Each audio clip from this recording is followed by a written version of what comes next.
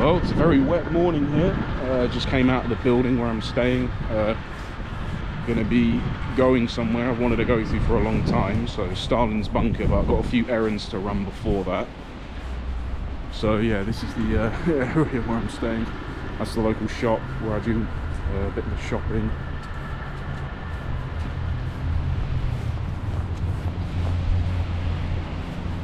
Yeah, it's like north part of the city, not too far from the centre. You could get there in like 20 minutes or so on the metro. And yeah, there's been like a very, well, yeah, it's definitely been cold, but it's also been, what's that word? It snowed for a bit. I mean, as you can see there.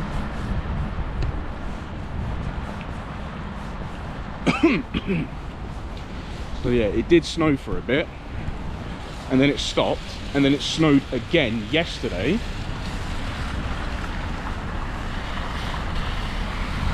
Oh, sorry, just let me go. It snowed yesterday quite heavily, and now it's just all turned to slush.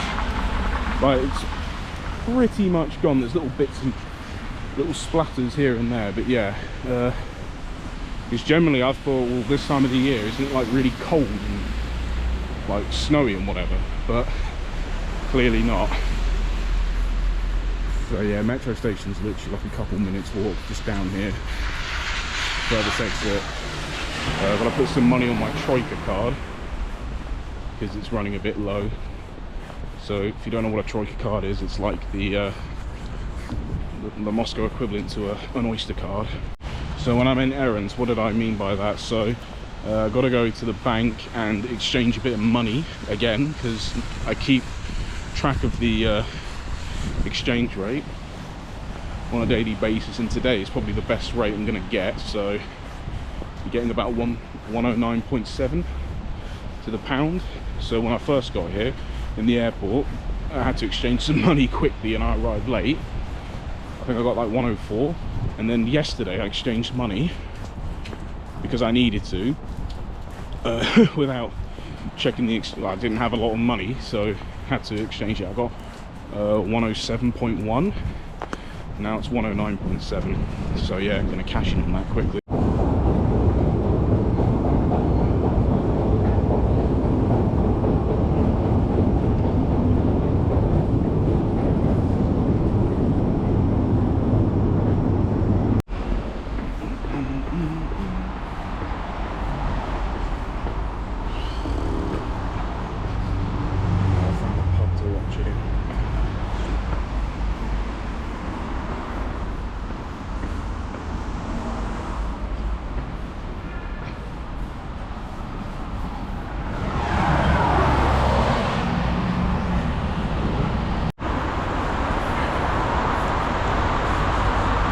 Not too far from Stalin's bunker. It's literally just a couple minutes down here. But also, this area of Moscow is called Izmailova, and it's just like where there's like a giant theme park or something. I'll show you when I get outside.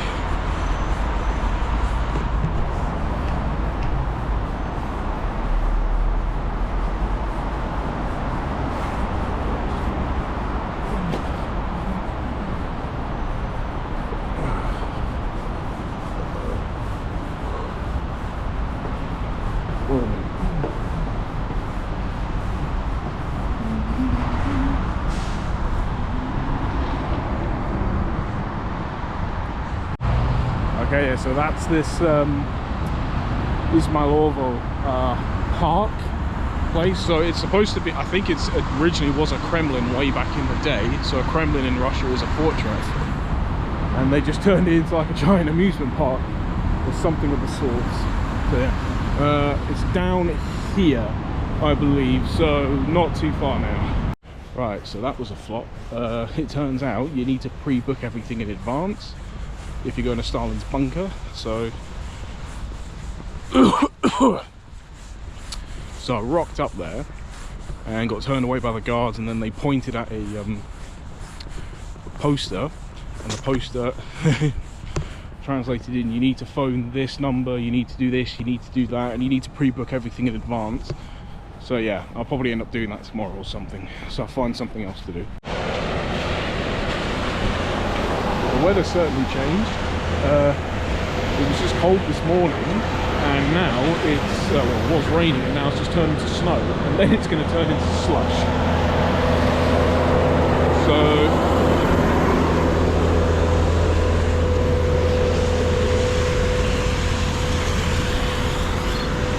So essentially, hang on, did I go? Ah, yeah, sweet. Yeah, just go through here.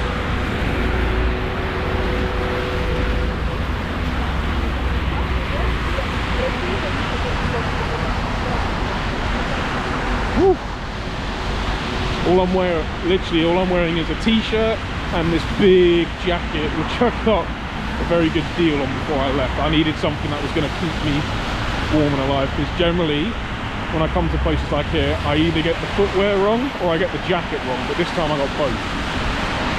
But yeah, I'm going to head to a modern arts museum and check it out, potentially planning a trip outside of Moscow to a place I've always wanted to visit but never seem to have the chance. I'm going to check train tickets later and see what's what.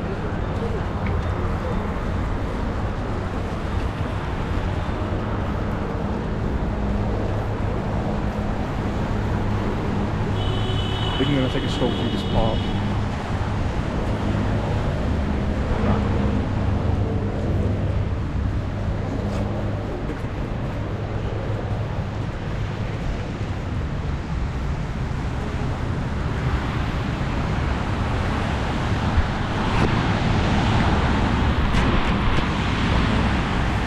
There you can see all the snow turning to slush. A couple of people have asked me, is it safe to come now, and how's the situation changed? Well, after nearly 4 years of war, I'd say now it's a little bit more dangerous, only because you've got the problem with more intensive drone strikes and cruise missile strikes and whatnot. Actually, my flight was delayed by 5 hours. My connection flight from Istanbul, delayed by 5 hours, eventually cancelled, and then they transferred us to a different airport on a different flight. So yeah, that can cause serious issues. But anyway, on the whole, oh yeah, and the SIM card issue is going to cause a lot of people's problems. So if you are going to come to a place like this, I would recommend getting an eSIM, because there are those that work for here. You just need to double check online. So I should be near this museum now, and then after this I'm going to go to one of my favourite spots in the whole city.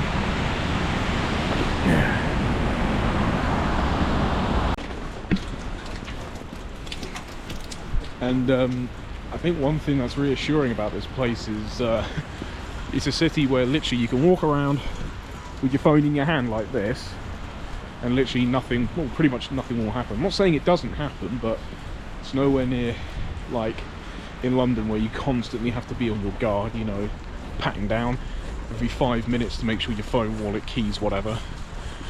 But yeah, somewhat reassuring. Ooh. Yeah, it's that building over there. Also, big problem with not just Wi-Fi but also mobile data is in parts of the country they just switch off the internet. So that's why it can be very patchy out here if you're using anything. So that's just something to bear in mind as well. So yeah, I'm in this museum right now. It's like modern art or whatever.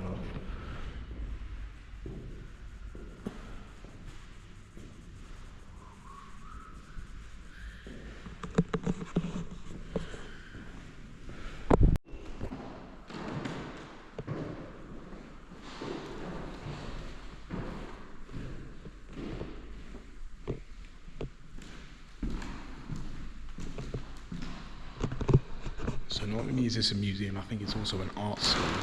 So I think I just found out because they've got actual studios where they teach people, like students and that. So second floor's completely off limits, you can't go there because it's being reupholstered or whatever.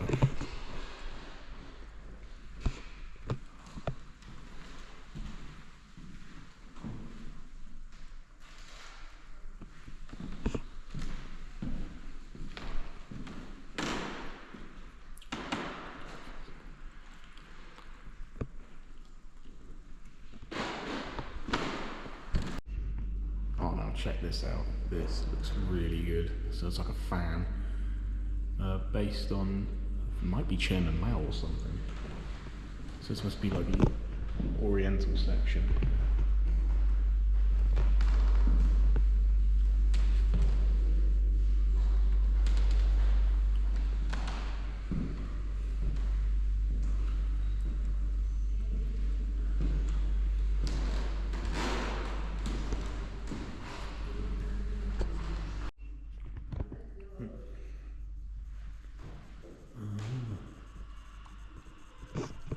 So this is what they call the Red Room, I believe. It's just all Soviet, old Russian, like this one here. It's old world.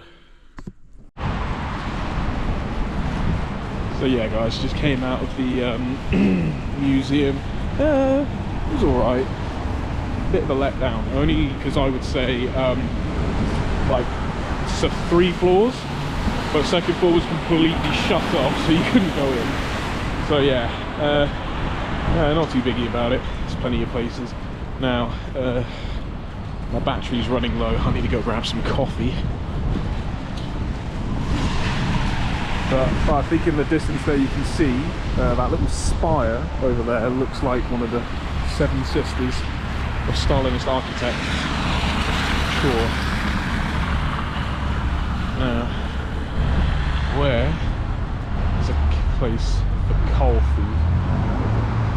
I'm sure there's some places around here.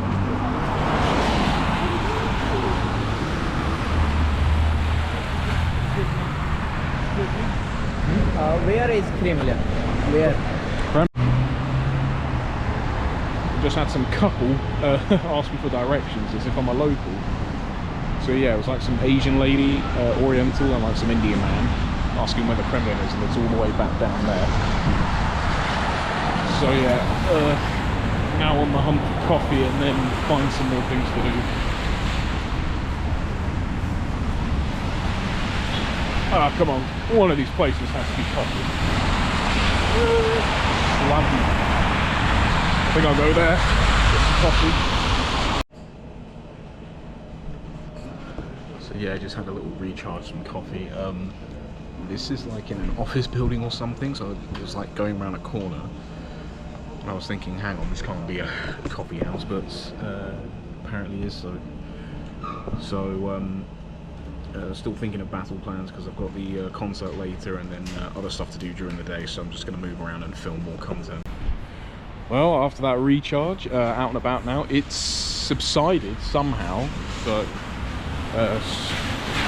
snow's kind of stopped, but check out this church here. So here in Moscow there's like a church on almost every street, so they call this place the second Constantinople or something, because it's a big tradition with Orthodox Christianity and whatnot. So yeah, I'm just going to head down towards the I think there's a metro station down here. I'm going to head down towards here, head to Red Square, do a bit of filming there, probably go inside GUM department store, and then afterwards go to Swallow's Nest, my favourite place in the whole city, where you can see the entire city from a distance. So I'm now in University Sky, I believe it's called, but over there you've got the tallest educational building in the world. That's Moscow State University. So if you can look up there, it's the Dean's office right at the top. So, tallest educational building in the world. And that is the famous park that we're going to go through. And that's where the good view is. Yeah, always a beautiful place.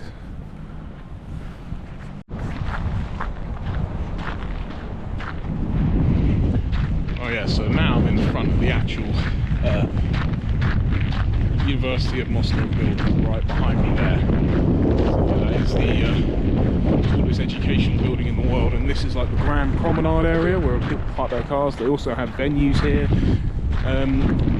So during the 2018 World Cup, this was one of the fan zones.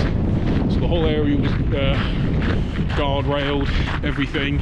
They had pop-up restaurants, things like that, giant screens here where you could just sit down, drink beer and watch sports. So watch other games that are being played across the country. But yeah, I think right at the top there, that's where the Dean's office is. So the guy who runs the entire place. But yeah, it's a magical place to be at night. Right here. This is my favourite place to come to in the whole city.